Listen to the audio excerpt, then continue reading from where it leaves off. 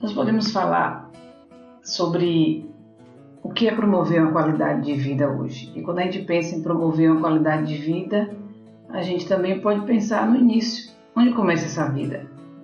E se a gente pensar no início, onde começa essa vida, a gente também vai pensar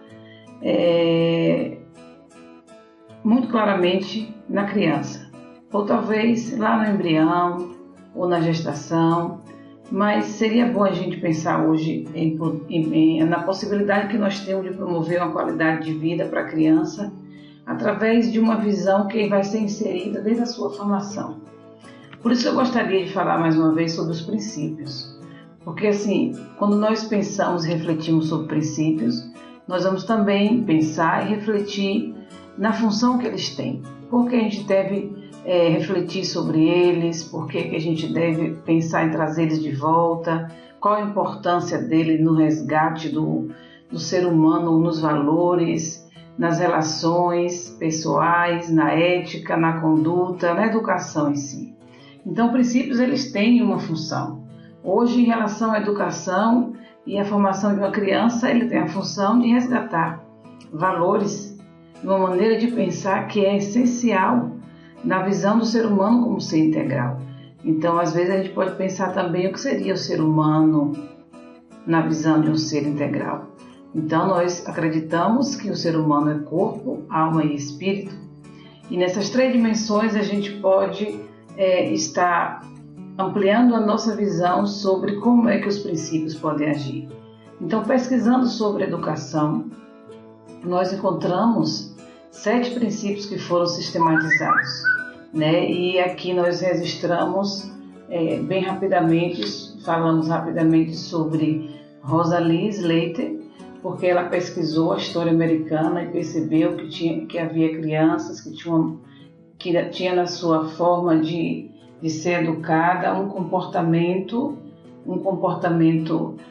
parecido, um comportamento que trazia na sua conduta uma maneira de se relacionar, que trazia na sua conduta também inspiração por ser pessoas melhores, altruístas, coisas que talvez, se a gente pensar até na nossa formação, falta na nossa história isso.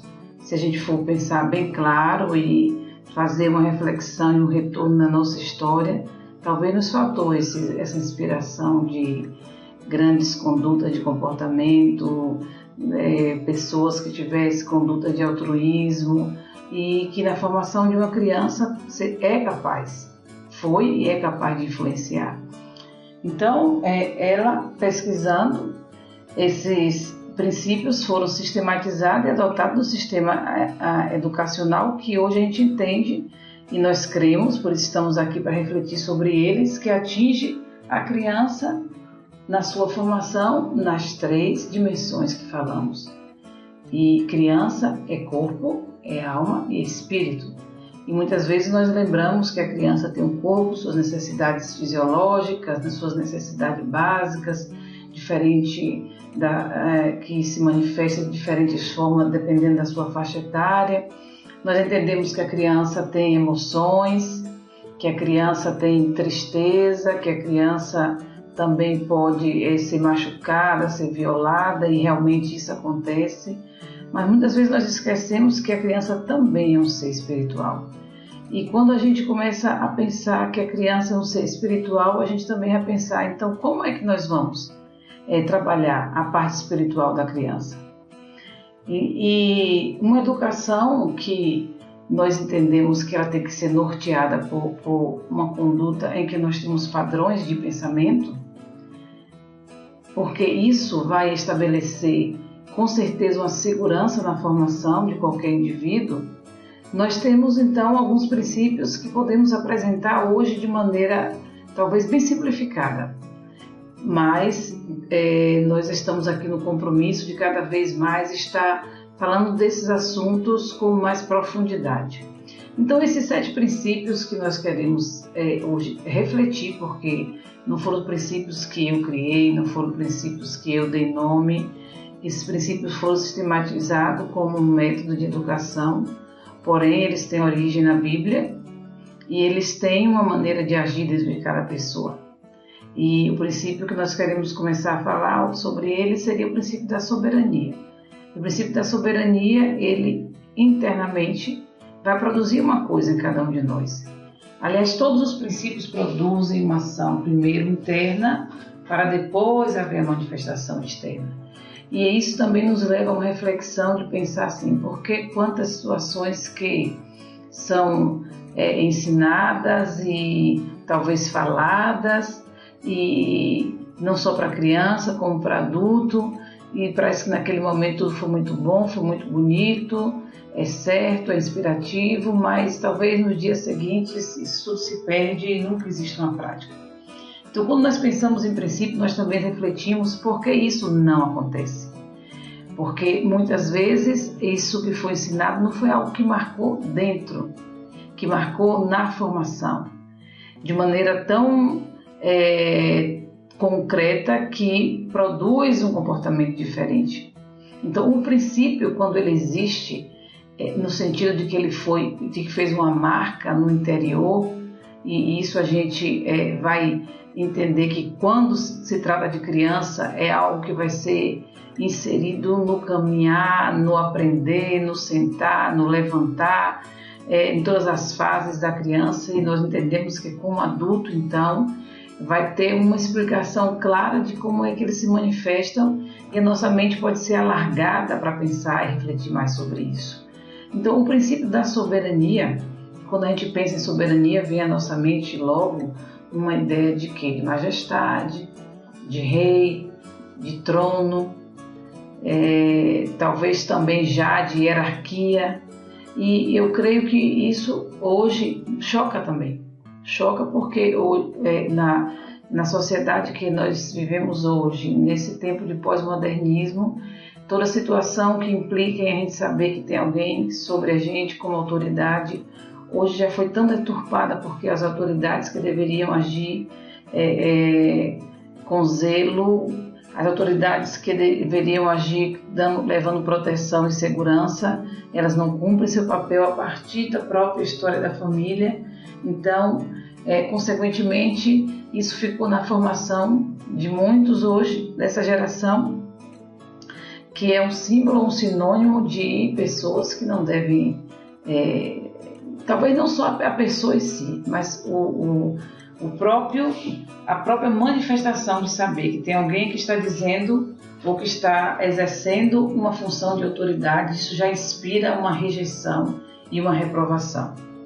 Mas, quando a gente fala de soberania como princípio, ele vai produzir na gente um entendimento de que existe um poder para realizar. Então, existe um poder. O que tem a ver poder com soberania? Então, um poder que me foi otorgado. Então, se alguém vai otorgar poder para que eu possa realizar alguma função, ou para que eu possa agir, ou para que eu possa ter um limite de atuação, se alguém otorgou, é porque ele tem esse poder. Então, o princípio da soberania, ele faz com que nós venhamos a entender que existe um poder para realizar dentro de cada um de nós.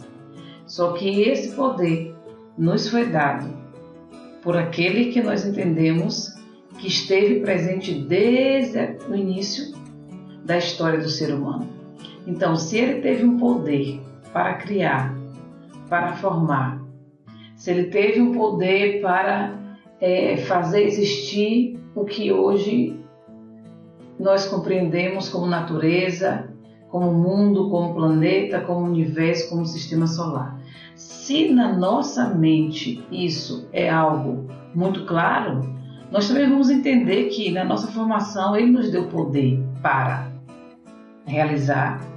Esse poder se manifesta como inteligência, como poder criativo, como algo que a gente já nasce, talvez a gente possa até usar a palavra aqui, competência. E vamos descobrir com o tempo que temos habilidades, ou a gente já tem habilidade e depois nós podemos descobrir que agora passamos a ter competência. Porém, isso nos dá uma segurança interna de que algo nos foi delegado. E quando a gente entende isso, que existe na nossa formação um poder que naturalmente nos acompanha de criar, de superar, de alçar conhecimento, de vencer, de conquistar. Então, isso vai se manifestar na forma que nós realizamos as coisas. Isso vai se manifestar também como nós atuamos nas situações. Isso vai colocar dentro de nós um equilíbrio entre a fonte e a realização. A fonte de poder e a realização como resultante daquilo que aquele poder nos proporciona.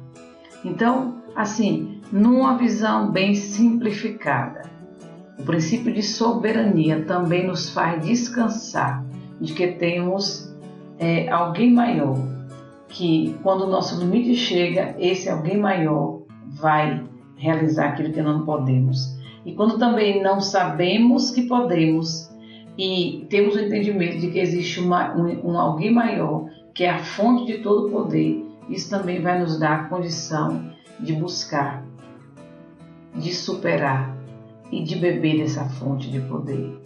Então, quando se trata de uma visão bíblica de soberania, nós também podemos entender, como encontramos em Mateus 7:21, que nós agimos ou às vezes falamos que estamos exercendo aqui nessa terra, na nossa história, funções ou aptidões, ou temos aptidões ou realizações, que a nossa inspiração é a fonte de todo o poder. Mas na realidade isso não é uma coisa interna, isso não é uma coisa concreta que parte do nosso interior, em que esse Deus invisível que tem todo o poder conhece. Esse Deus todo invisível, ele está onde a gente não pode estar e talvez nos conheça muito mais do que nós mesmos. Então Deus está nos vendo e entendendo que muito do que realizamos ou fazemos em nome dele não está sendo resultante desse princípio exercido ou esse princípio deixado fluir na nossa vida, na nossa história, como a fonte de que me dá poder. Parece, mas não é.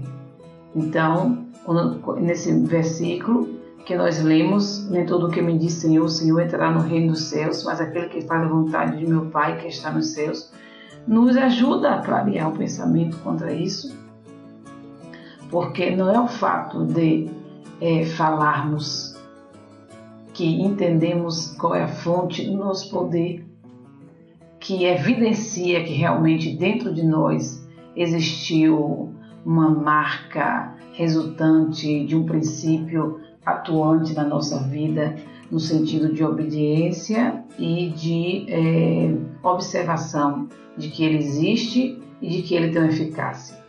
Então, esse princípio também nós temos a referência em 2 Timóteo 3,5, que, mais uma vez, fortalece o conhecimento de que a aparência diante da fonte do poder sempre vai ser aparência. Porque o poder do Criador, o poder da soberania de Deus, ele se manifesta nesse conhecimento interior de todo ser humano. Então, a aparência sempre vai acompanhar grandes gestos. Nós vivemos hoje num tempo em que tudo é muito virtual, tudo é muito vendido pela aparência, tudo é muito comprado pela aparência.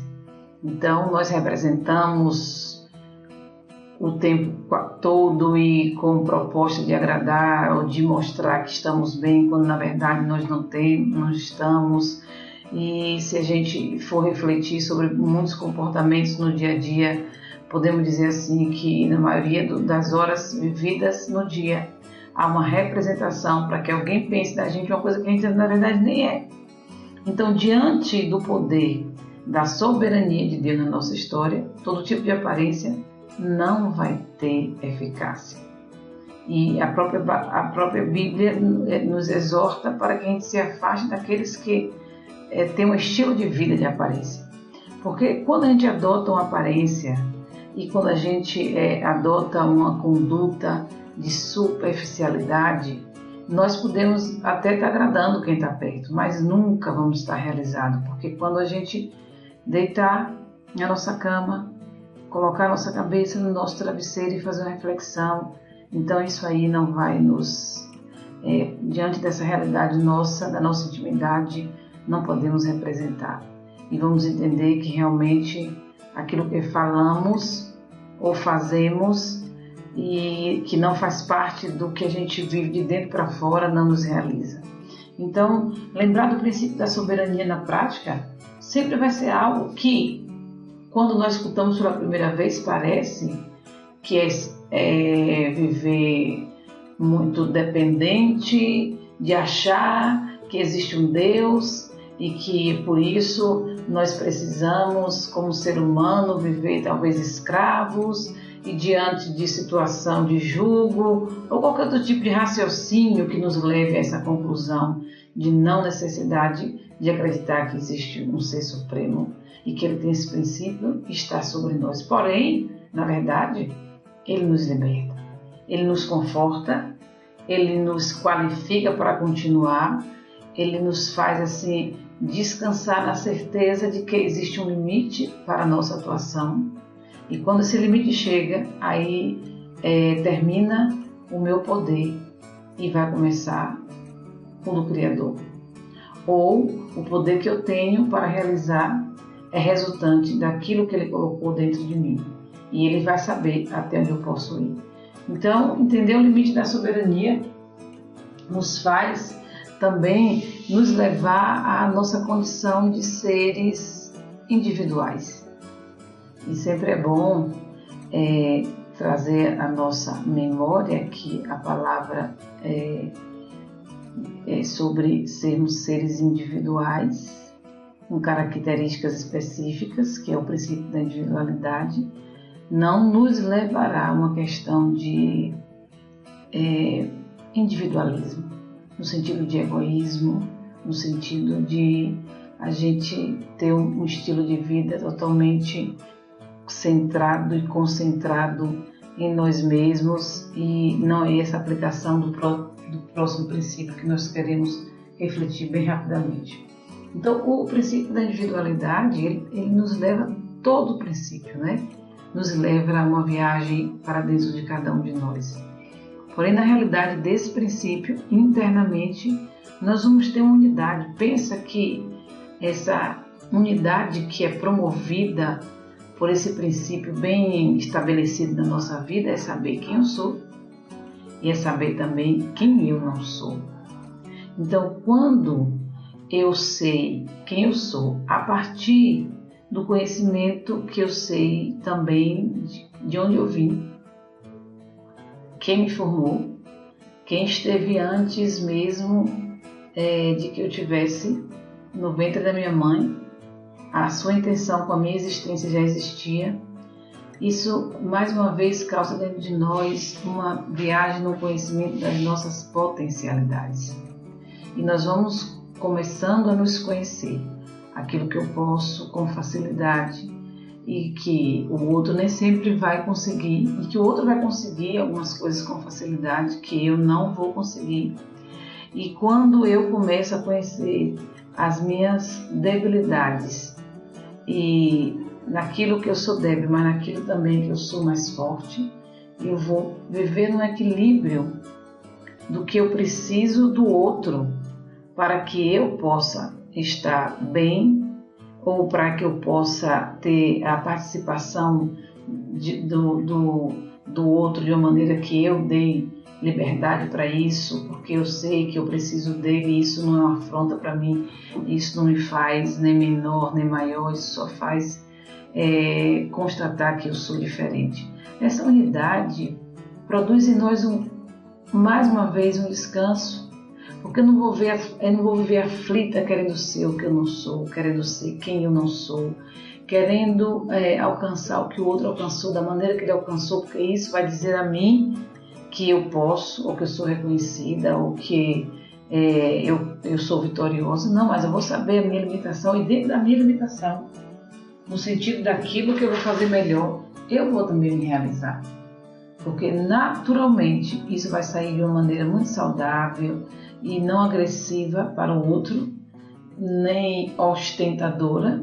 Eu não vou ter que fazer disso um poder de subjugação de ninguém, porque aquilo eu posso, porque aquilo eu consigo, porque aquilo eu sei, porque aquilo eu tenho facilidade, porque esse conhecimento eu adquiri, e nada do que eu tenho, do que eu sou, vai ter um poder de me afastar ou fazer com que eu me ache tão importante que o outro vai ser tão menor para mim.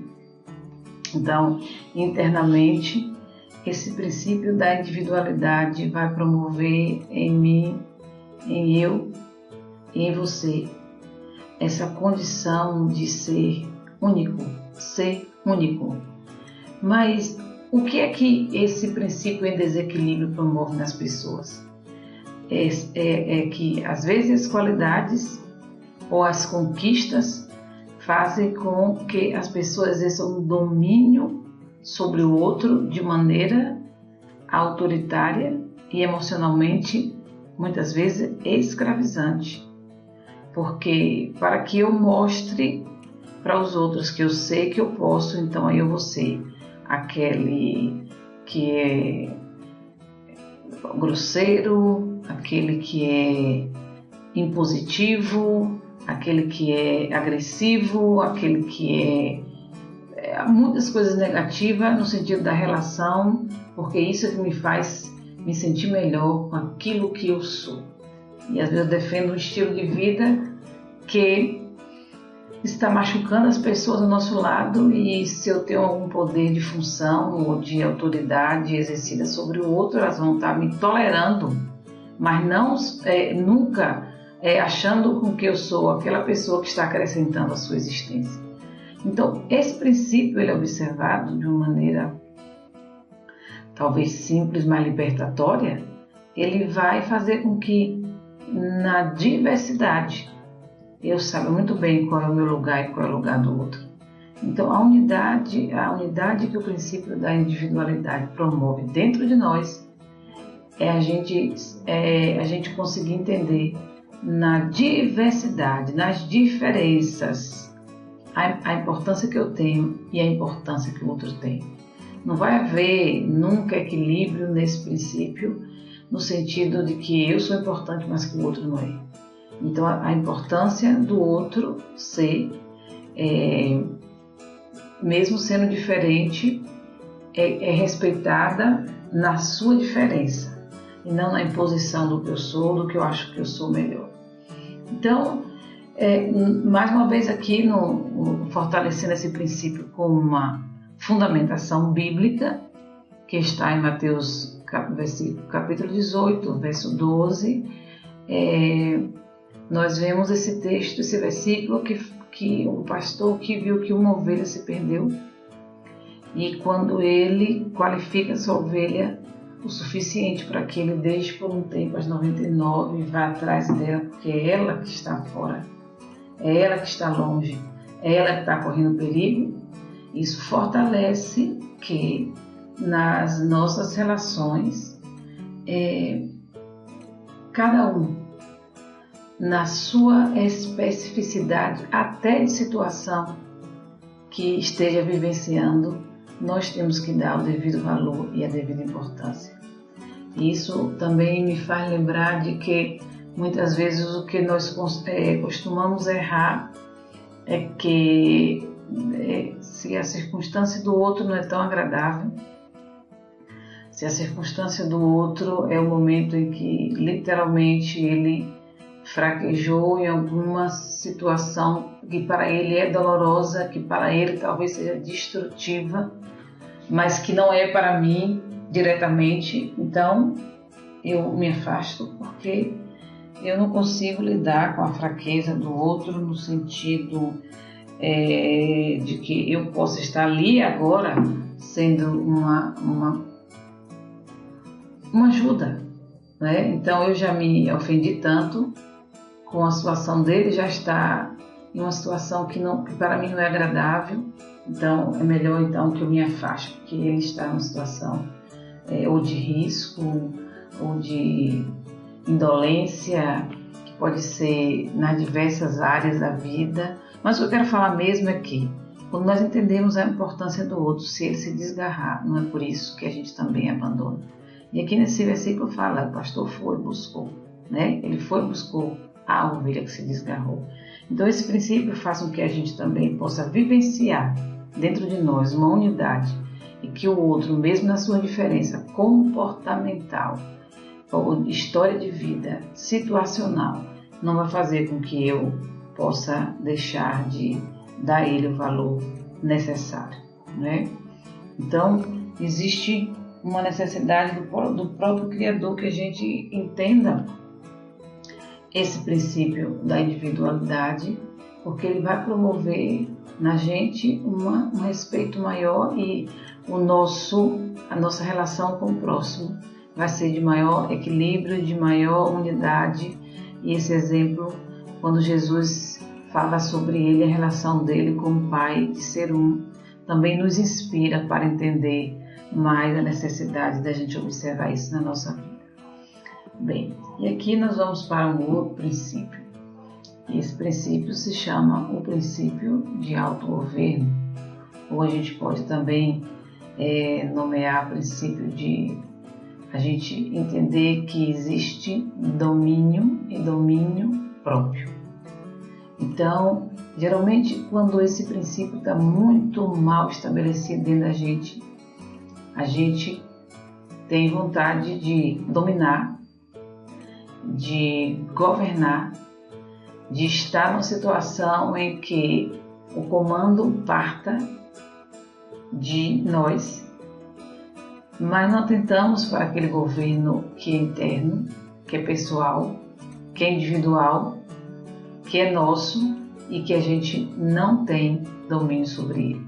Então, geralmente, quando as pessoas não têm domínio nenhum sobre as suas vontades, as suas fraquezas, nas suas limitações, na disciplina de exercer algumas situações para conquistar algo necessário, se a ela for dada uma função de governo, ela consequentemente não vai exercer em equilíbrio, porque algum equilíbrio ou de anarquia ou até mesmo de autoritarismo, ela vai passear por esses dois extremos na conduta em relação ao governar. E quando nós entendemos que o autogoverno, quando é uma prática de vida, quando a gente entende que precisamos dele para conquistar, para governar, a gente também vai reconhecer as áreas específicas em que a gente não está exercendo tanto que necessitaria.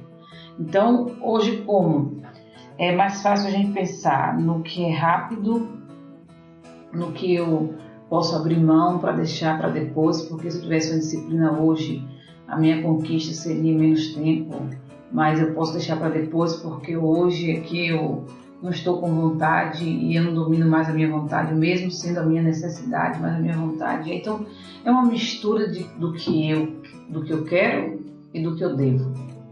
Então, o que eu quero às vezes é nada, mas o que eu devo não é nada, né? Então, o autogoverno vai possibilitar com que, ao exercer o governo, haja equilíbrio. E hoje a gente pensar na nossa nação e talvez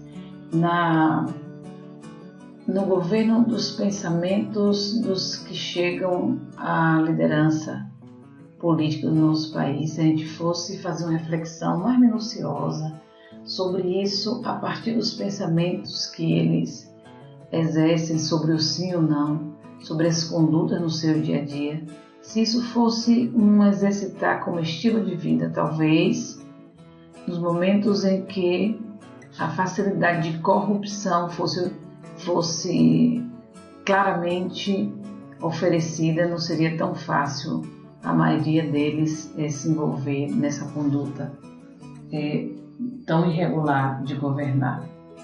E nós temos um versículo no livro de Provérbios que diz assim, que melhor é o que tarda irar-se do que o poderoso, e o que controla o seu ânimo do que aquele que toma uma cidade. Então, só nesse versículo, um versículo apenas do livro de Provérbios, que nós entendemos que é um livro de reflexões, mas assim, talvez, aliás, toda a Bíblia é um livro de reflexão, porém eu falo de Provérbios como textos pequenos que têm grandes ensinamentos em apenas uma frase em si, ou quando nós refletimos nesse que eu acabei de ler, nós trazemos também a nossa memória de uma quantidade de pessoas que são totalmente impulsivas, explosivas e adotam isso como estilo de vida e defendem como uma coisa positiva, como uma coisa normal, como algo que talvez se aplique à síndrome de Gabriela: eu nasci assim, eu vou morrer assim, mesmo com situações evidenciadas de se sentirem prejudicadas, elas continuam sendo assim, mas ela não tem domínio nunca sobre o seu ânimo, sobre o seu humor, sobre as suas reações e atitude. Então, aqui esse provérbio fala que tomar uma cidade, que seria, no tempo em que esse provérbio foi escrito, talvez uma das maiores conquistas dos povos, dos líderes, dos governantes, dos reis. Isso tudo não é nada diante do que aquele que domina, que conquista a sua cidade eterna. E eu fico pensando o que é entender isso na prática, o que é entender isso naquele momento em que você volta e olha para trás e diz assim: mais uma vez eu não me controlei, mais uma vez. E se a gente for falar disso por áreas e áreas, a gente vai ver isso em relação aos vícios que eu pensei um dia que ia ter domínio, quando eu comecei uma prática, ou eu deixei de fazer uma leitura que era necessária, ou eu deixei de exercer algum tipo de disciplina sobre o meu corpo, sobre todas as áreas da nossa vida, e isso trouxe consequências.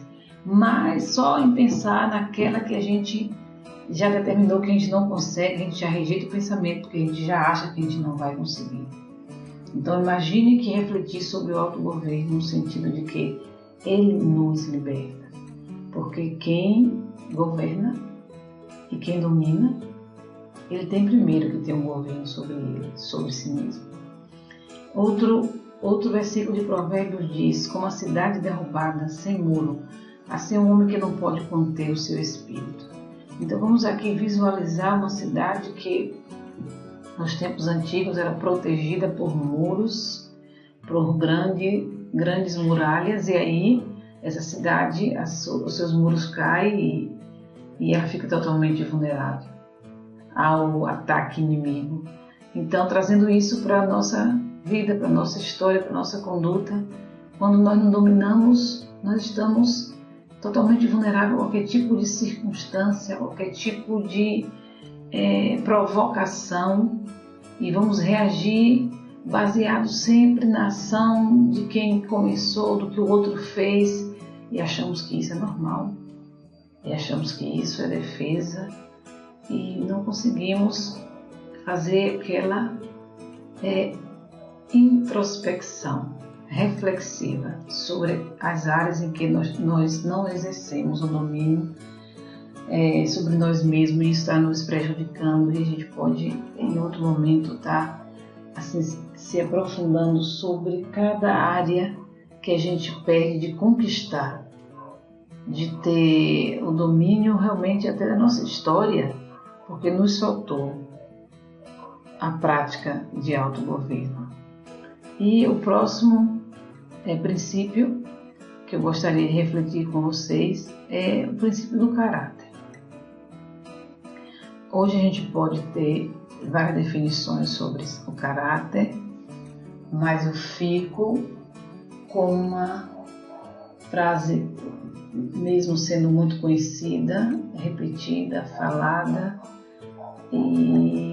mas eu creio que ela exemplifica, num sentido bem prático, o que a gente poderia definir a partir da nosso estilo de vida, que caráter é aquilo que eu sou, que você é, quando ninguém nos vê.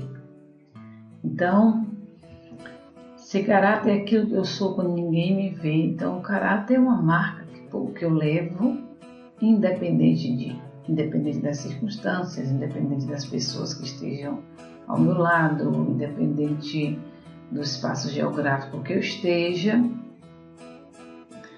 e entender que existe uma má formação do caráter ou das marcas, porque na minha vida pode ter tido marcas que fez de mim ter um comportamento totalmente desvirtuado em algumas áreas, e pode ter marcas tão positivas, inspirativas, que me fez ter um comportamento muito altruísta, né? Vamos falar essa palavra assim como se fosse a que representa todo o comportamento necessário hoje nas relações humanas, ou a base para elas. Não querendo radicalizar essa palavra, porém, ao entender que nós precisamos de ser marcados por pessoas que nos inspiram, então a gente volta para o princípio do início, princípio como início.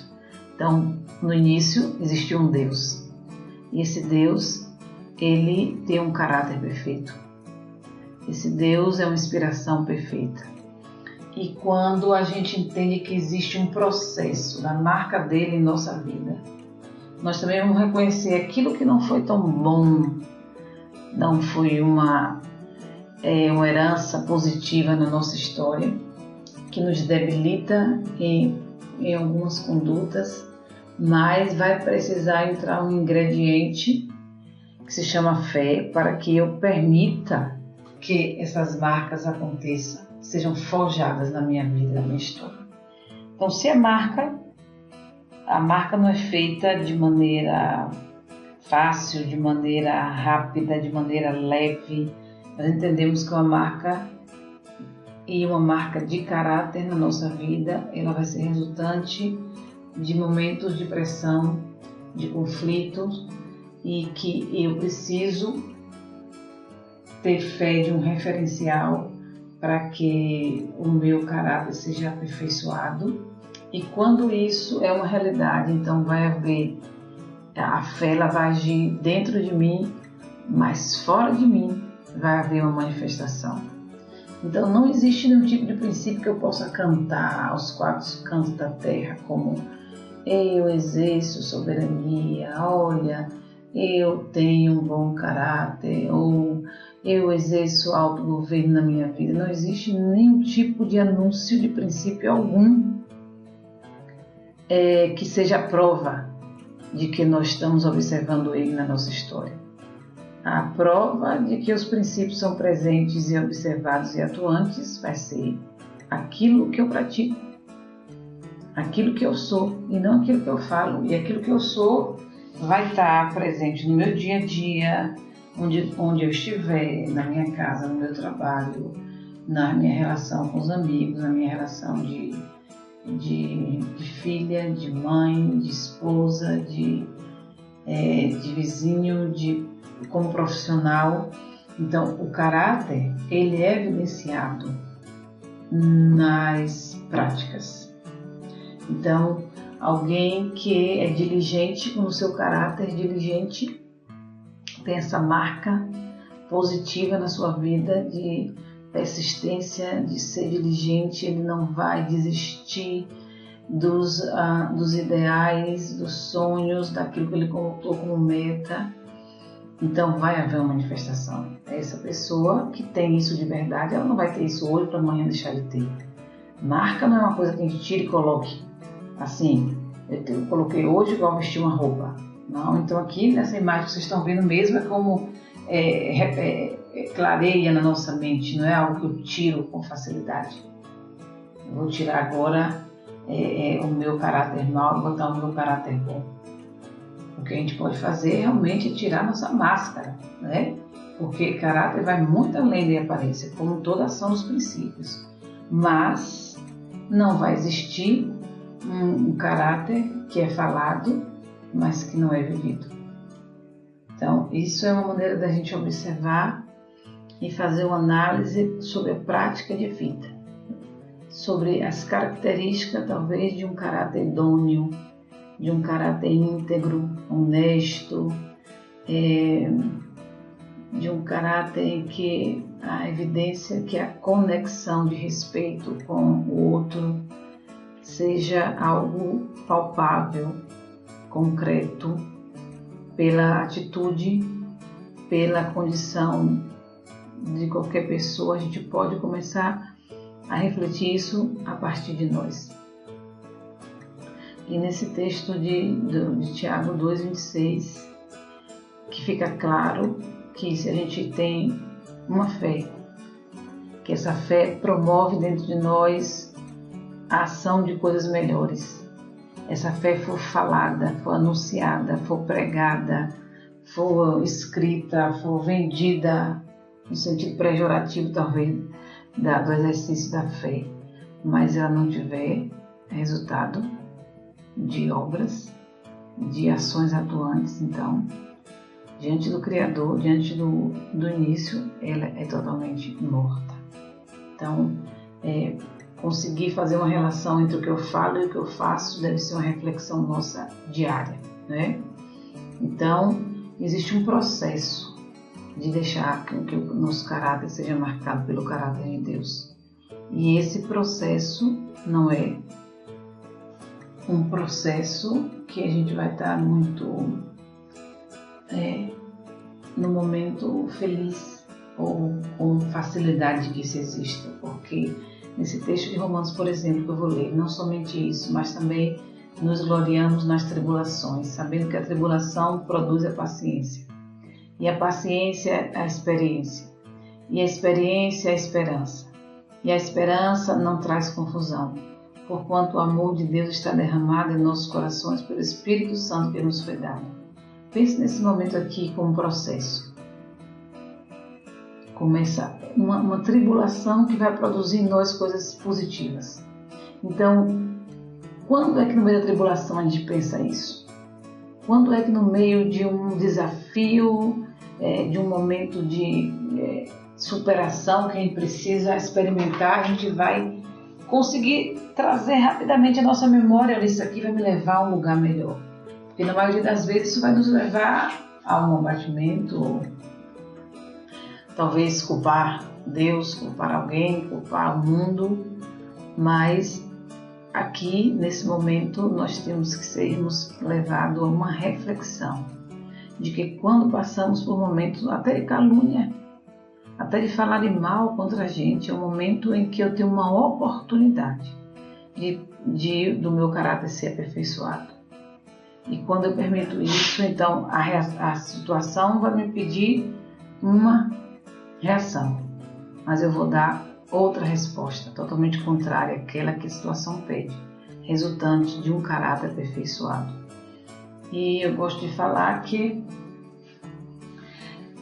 essa reflexão dos princípios na nossa vida, quando eles se tornam estilo de vida, quando eles se tornam um padrão de pensamento, nos facilita o andar e o viver aqui. Quando eu vou apresentar agora o próximo princípio, que é a mordomia, quando eu reflito sobre essa consciência, que é o que a mordomia faz, onde ela vai agir. E que eu lembro quando usamos essa palavra em situações diversas, tipo, parece que fulano não tem mais consciência, que a consciência não pesa mais, que você não pensa nisso. Ou será que você não tem uma consciência ecológica, não tem uma consciência de ajudar os outros? Não sei qual tipo de situação que a gente poderia, nesse momento, fazer uma ponte da palavra consciência. Mas a palavra consciência em si só, no seu significado talvez mais original, mais literal do radical da palavra, é ter a ciência no inconsciente, a ciência ou o conhecimento de que eu tenho que fazer alguma coisa. Então, quando existe esse conhecimento lá dentro da gente, que ele faz parte de um estilo de vida, eu tenho que repetir essa palavra, um estilo de vida, eu não vou precisar de que alguém externamente esteja me lembrando. Isso já existe. Então, ela é treinada para que eu possa administrar aquilo que me foi entregue. E vou dar assim, um exemplo mais claro que todo mundo hoje até fala mais, que é a questão do planeta. Então, precisa haver tanto tipo de incentivo para que a gente não jogue o lixo no lugar que a gente não devia jogar.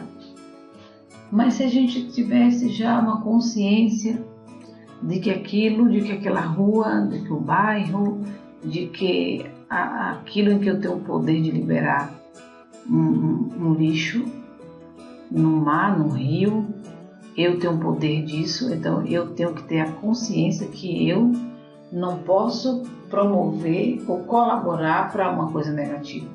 Então, quando essa consciência não existe mais uma ação de espontaneamente ou de livremente ela agir para o que deveria, nós podemos assim dizer que ela foi neutralizada ou endurecida ou cristalizada, e a gente, fazendo uma relação talvez mais radical, vamos para as coisas mais bárbaras que podem acontecer, que é aquela pessoa que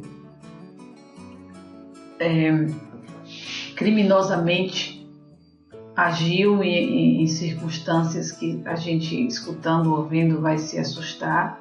Ela não teve mais nenhum tipo de ação na sua consciência, e isso é verdade. Porém, a gente esquece que tudo é um processo, que às vezes quando a gente abre mão das pequenas coisas, que essa consciência nossa não nos acusa, não nos orienta mais, nós vamos permitindo pequenas coisas, abrindo mão de outras. A questão de eu vou furtar uma caneta, mas isso não é furtar 1.500.000, e são as pequenas coisas que vão nos levar às grandes coisas. Então, quando eu tenho a premissa de que a consciência que eu tenho de que tudo me foi entregue para que eu administrasse, esse princípio da mordomia é algo claro na minha formação de vida e na minha história. Então, eu sou professora, tenho uma sala de aula, tenho que olhar para os meus alunos como aquilo que me foi confiado.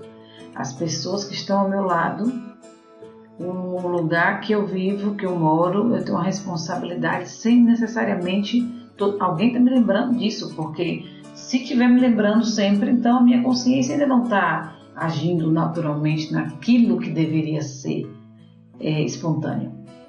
Então, quanto menos esses princípios agem naturalmente dentro da gente, mais a gente vai precisar de uma disciplina externa para que possamos exercer ou fazer ou limitar a nossa ação aqui na Terra. Ou seja, as leis são cada vez mais criadas para situações que necessariamente deveria fazer parte da nossa vida, como não ultrapassar o sinal de trânsito, né? Como não burlar a lei. Parece que ela é feita para que alguém entenda como é que vai ser burlada, e não porque não existe consciência na prática do limite que precisamos ter, né? E consequentemente aquilo que nos é oferecido, aquilo que a gente conquistou, que nos foi confiado como ter um filho, a gente não consegue administrar da maneira melhor que deveríamos, o que poderíamos, porque não existiu essa ação de consciência das minhas responsabilidades. Então, aqui nesse texto de Timóteo, na última parte, que diz que pela hipocrisia de homens que falam mentiras, tendo cauterizado a sua própria consciência. Então, existe um processo realmente de cauterização da consciência. E eu imagino que hoje, numa sensibilidade do agir de Deus na nossa vida, Deus que não é um Deus impositivo, mas Ele é sensível e Ele age na nossa vida com a nossa permissão e não com não vem como ladrão que vem, rouba e destrói e achou a porta, não precisava a porta trancada e ele vai lá e estoura a porta, mas ele nos pede permissão para agir. Então, quando a gente não lembra disso, a gente começa a dar tanta permissividade à nossa mente que a nossa consciência, ela entra num processo de cauterização. Então, o certo e o errado, o sim ou não tem mais nenhum tipo de valia na nossa decisão, no nosso comportamento, porque a nossa consciência caminhou ou conquistou o estado de cauterização. Nada mais toca. Então, somos mordomos. Mordomos, a gente vai entender então que tudo que eu tenho e tudo que eu sou me foi confiado por alguém maior. E às vezes eu penso que assim, os princípios foram sistematizados para que a gente tivesse uma ideia clara do agir de Deus, mas na nossa vida a gente não consegue dizer hoje, agora de manhã aqui, olha, eu estou com um princípio tal na minha vida, mas estou faltando aquele, mais um é consequência do outro e é uma observação de um que nos leva ao outro e isso se torna uma sintonia numa verdadeira manifestação do estilo de vida, porque a nossa vida não é fragmentada. A ação de Deus na nossa história é uma ação integral, porque nós somos seres de constituição integral. Mesmo com partes diferentes, há um propósito só com a nossa existência, que é uma existência de equilíbrio aqui na Terra, em que nós possamos ser fortalecidos na nossa relação com Deus, conosco e com o nosso próximo. Então, o princípio da mordomia nos faz entender que muito foi nos dado e isso vai me fazer com que eu tenha a responsabilidade de um dia retornar para aquele dizendo com a nossa própria história, eu fiz o melhor com aquilo que me foi confiado. E esse princípio de semeadura e colheita que quando falamos para as crianças é tão fácil de explicar na sua ação concreta de plantar, de colher, de fruto mais perto da realidade delas. E então nós às vezes até citamos para as pessoas. E eu gostaria só de lembrar um pouco que o princípio de semeadura e de colheita, dentro da gente existe uma semente, ele vai agir com a semente. Então, que tipo de semente é que eu tenho? Que tipo de semente é que eu vou lançando na minha história? Que tipo de semente é que eu lanço nas relações com os amigos, com as autoridades, com os pais, com os irmãos? Que tipo de semente é que minha vida é? Então, a gente não entende que tudo que somos e como agimos é uma semeadura que vai ter uma resposta numa prática de vida, num retorno, que pode não ser no mesmo dia, porque semente é lançada num tempo, mas o fruto vem em outro tempo. E a gente colhe frutos que a gente semeou e depois não sabe, não tem consciência que foi a gente... que nós que fomos os agentes desse plantio, dessa semeadura, e por não sabermos disso, então a gente vai culpar a Deus ou o mundo de uma colheita que resultante da nossa própria semente de vida aqui na Terra. Porém, uma coisa que a gente tem que trazer sempre à nossa memória é que a semente eu escolho. A semeadura é uma escolha minha.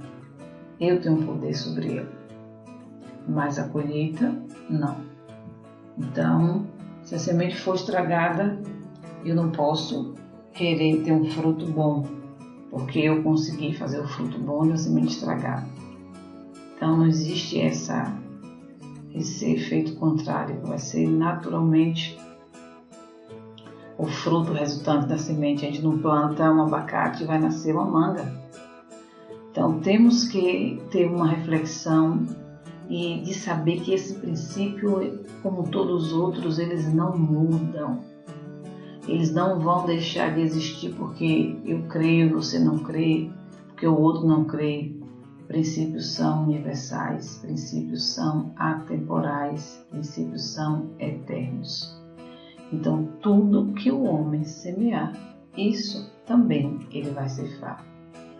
Nós podemos ver hoje que existe uma faixa etária de adolescentes, de meninos e meninas que eles estão morrendo cedo. E a maioria deles, eles entraram no mundo que, consequentemente, o resultado é morte prematura, e isso também é uma colheita de uma semeadura que a gente, podendo dar muitas explicações de que o meio fez, o meio promoveu, mas foi uma escolha de vida que teve um resultado.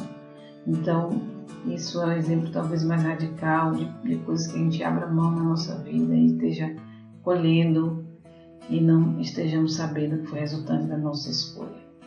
E principalmente esse versículo de Gálatas 6:8, quando é assim bem chocante, né? Eu acho que chama assim a atenção para que a gente vigie mais ainda, porque o que semeia na sua carne, da carne ceifará a corrupção, mas o que semeia no Espírito, do Espírito ceifará a vida eterna. Então existe uma opção de vida. Eu vou pensar só em coisas materiais e investir toda a minha história nela, ou eu também vou entender que há coisas espirituais e vou também investir minha história nisso aí. Consequentemente, eu vou ter um resultado das duas opções de escolha. E o princípio da aliança ou da união. E é interessante fazer uma relação desse princípio com o princípio da individualidade, porque internamente os dois atuam da mesma forma. Todos os dois promovem unidade lá dentro. Mas, por incrível que pareça, eu acho assim, isso tão lindo de entender, porque a unidade interna promove uma aliança externa. Então, quando eu sei quem eu sou, repetindo, quando eu sei o que eu não sou, então o outro não vai ser uma afronta para mim. Então eu vou me relacionar melhor, eu vou querer e conseguir ter uma união com o outro que vai me promover uma relação de equilíbrio aqui na Terra. Então, a própria Bíblia também nos adverte nos inspira nesse versículo de 1 Coríntios 1:10, que fala sobre a gente não se relacionar, não viver com dissensão, mas que tenhamos o mesmo pensamento, e é possível, né? Então, às vezes a gente está assim, vivendo num grupo em que em algum momento vamos ter pontos diferentes, mas que esse mesmo grupo vamos ter aquele objetivo maior, que é esse que vai nos unir, e não são os pequenos que vai ter o poder de nos separar. Então, entender esse princípio também vai fazer com que a gente entenda isso na nossa relação, porque se o nosso foco vai ser a diferença, então a gente não vai andar junto, nem conseguir viver junto com ninguém aqui nessa terra, porque vai haver como estilo de vida um desacordo tão grande dentro de nós, porque a gente vai ter uma rejeição sempre porque o outro é diferente, e a gente não vai poder viver nesse respeito que é necessário numa relação aqui na Terra com Deus, e mais uma vez eu digo, com a gente e com o próximo. E para finalizar, eu assim, só para fixar, eu diria a vocês: soberania desenvolve a reverência a Deus. Aliança fortalece os laços dos relacionamentos. Semeadura e colheita promove responsabilidade. Com o que eu faço, com o que eu deixo de fazer. A individualidade valoriza a singularidade.